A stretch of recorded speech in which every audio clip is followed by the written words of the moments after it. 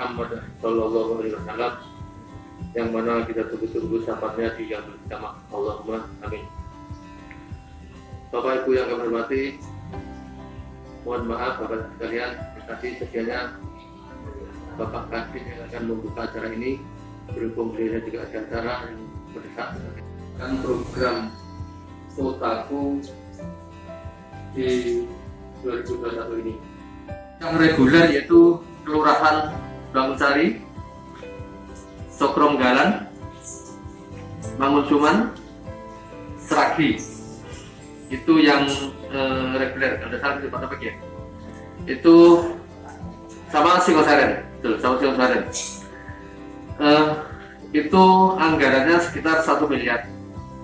Dan itu pun nanti peruntukannya beda dengan yang terkait dengan COVID. Yang terkait dengan COVID yaitu sekitar anggaran sekitar 300 tidak salah gitu ya.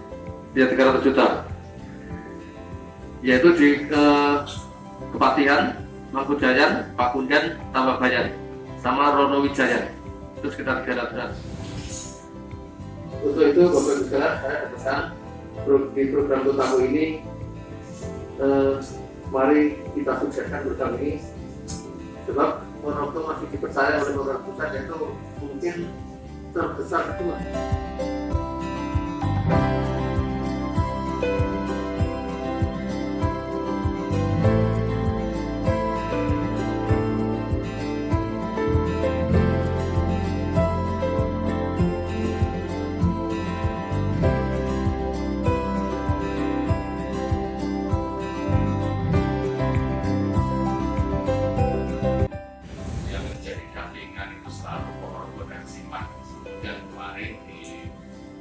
Tahun 2020 ada penambahan di Perempatan sama Jenazah, dan di 2021 juga ada tambahan lagi masuk.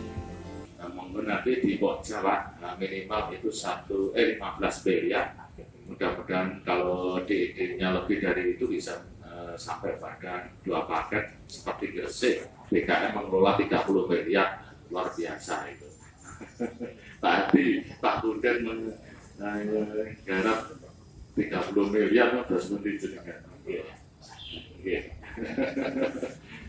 Tapi itu harus pakai didampingi dinas teknis. DED-nya harus dinas teknis, pelaksananya harus pihak ketiga. Masih dengan pemerintah kota, karena saluran yang akan dibangun nanti menyentuh skala kota, sehingga perlu ada kebijakan dan izin dan seterusnya itu dengan dinas terkait. Termasuk nanti mungkin dengan pemerintah kelurahan bisa jadi mengkolaborasikan dari alokasi desanya. Terkait dengan beda tipologi pemerintahan antara kelurahan dan desa, di mana tentunya desa itu kan dia mempunyai otonomi desa, sehingga dia mempunyai produk-produk hukum yang melindungi cara mekanisme penyelenggaraan pemerintahan.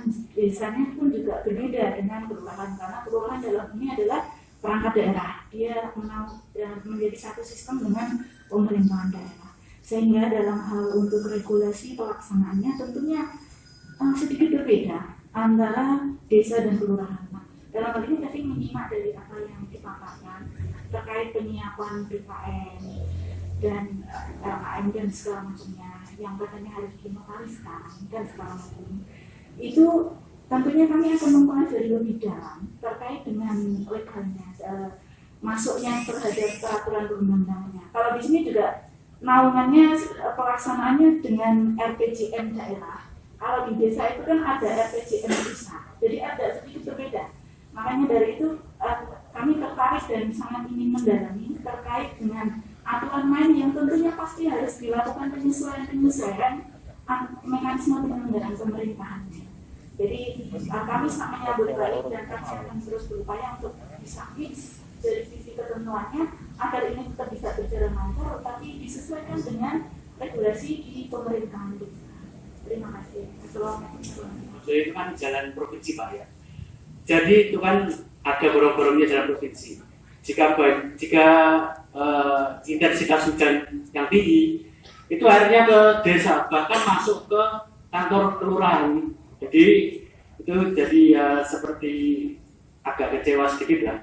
Jadi yang saya tanyakan untuk mekanisme SK ini, apakah dari menteri sana, dari pusat sana sudah menentukan titik-titiknya ini kayak 10 ini, atau yang sini yang menentukan Ponorogonya gitu. Jadi biar kami juga tahu setidaknya nanti kita bisa berbicara pada masyarakat bahwa ya seperti ini hasilnya yang dari rapat hari ini. Prabu sekarang ini tidak melihat perkotaan atau pedesaan. Yang penting adalah karakter delenasinya mendukung dengan kota. Serabi itu berdekatan dengan kota dan kasuistiknya sama, sehingga delenasinya masuk, termasuk Singosaren, termasuk Setomo dan seterusnya. Nah, itu masuk. Tapi kalau mungkin di Balong tidak mungkin karena tidak nuansa kota.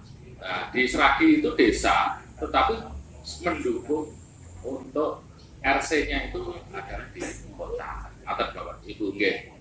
Tetapi untuk mekanisme pelaksanaannya tidak akan mempengaruhi dari sisi pemerintahan di desa.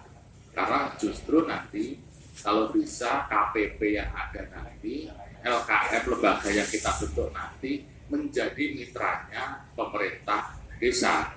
Karena nanti LKM ini akan menyusun by name by address yang semua rumah tangga dan jiwanya, masalahnya, kemudian juga lingkungan jalan, itu direview, RPLP-nya nanti sudah dimasukkan. Sehingga kalau itu menjadi kajian, nah kajiannya di mana tadi kita sudah sampaikan, nanti untuk masuk di RP2 KPKP-nya. Nah itu, karena itu skala lingkungan kan tidak mungkin. RPLP itu hanya skala lingkungan, gitu. Nah, kalau untuk skala kawasan, nah itu harus masuk pakai RP2 KPKP. Itu yang menyusun adalah di Forum Pokja. Kemudian ada pertanyaan hampir sama, kaitannya, apakah langsung itu ada ketentuan? Ya tidak, semuanya harus pakai proses. Nah, kalau Serabi, Karomang, Puri, Singosaren, kok itu ada, bukan dasarnya RPLP. Jadi semua lokasi kumuh itu dasarnya bukan RPLP, tetapi dasarnya adalah kajian. Dari situ ada kajian-kajian. Nah, mungkin di pemerintah daerah itu juga ada kajian dulu yang didampingi oleh dari balai, sehingga ada kriteria kaitannya tidak kumuh, kumuh sedang, kumuh berat, kumuh ringan. Nah, dasarnya di situ, Pak. Ada baseline-nya, ada, tapi dari kajian sama persis sesuai dengan aturan kementerian itu. Jadi bukan itu ya, bukan dari ada BKM, ada baseline khususnya, itu enggak. Makanya kan di type schedule BKM baru harus membuat RPLP gitu. Tapi dasarnya bukan RPLP-nya, tapi sudah ada kajiannya. Harap dengan adanya bantuan ini tidak menimbulkan konflik, tapi menambah kemaslahatan kita yang ada di sini.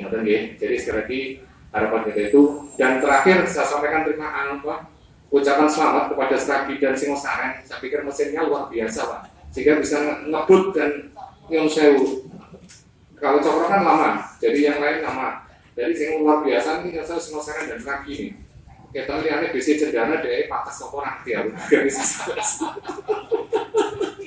Saya pikir itu. Terima kasih, Assalamualaikum warahmatullahi wabarakatuh.